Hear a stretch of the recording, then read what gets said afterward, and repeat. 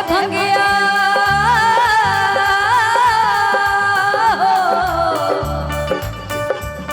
ना हमसे भंगिया पिसाई ए गणेश के पापा के नैहर जात बानी खाला कोमल हमर कलाई ए गणेश के पापा सच कहीं बात मानी ना हमसे भंगिया पिसाई ए गणेश के पापा के नैहर जात बानी खाला हमरो कोमल कलाई ए गणेश के पापा सच कहीं बात मानी।